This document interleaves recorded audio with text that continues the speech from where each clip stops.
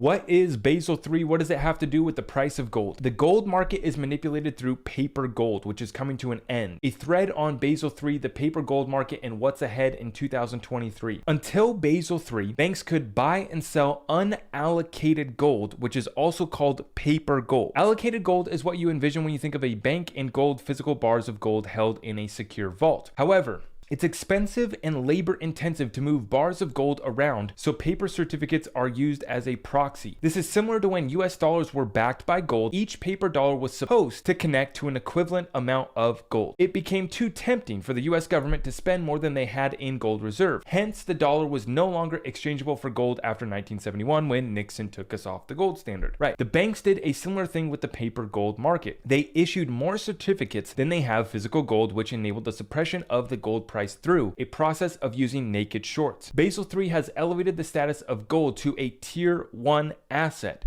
and will force banks to hold allocated gold instead of paper gold. These requirements will go into effect with US banks in January of 2023. This means that JP Morgan, among others, won't be able to manipulate the price of gold anymore. Interesting. We're going to be talking about JP Morgan meeting with Ripple here in just a little bit. Tie in the recent announcement of Russia to launch a new gold exchange, and the market for gold may change dramatically. Why would the banks do this if it hurts the system they had going for so long? Not all central banks have the same agenda. The US central bank, the Fed, wants to protect the value of the dollar. However, the European Central Bank has a different agenda. The banks in Europe are facing a liquidity crisis and would benefit greatly from their gold reserves having a higher valuation. It's also a game theory situation with the Russians. If the new Russian gold market launches and the price of gold is higher, it creates an arbitrage opportunity. People with cheap paper gold will attempt to cash in for physical gold to sell in Moscow. Since the banks issued too many certificates, they will run out of gold. As a result, there will be a mad paper certificate holders and they will run out of gold. No bueno. Time will tell how this plays out, but this power play between central banks and Russia may benefit the gold investors who have patiently waited for the manipulation to end. So I'm going to show you guys her once again real quick. That's Molly Elmore on Twitter. I would highly recommend everyone give Molly a follow. She's putting together a lot of great work. As we've been talking about, tier 1 assets, you might as well throw in XRP into the tier 1 class as well, because it has even more utility than gold, in my opinion. For the banking structure, the banking system, it is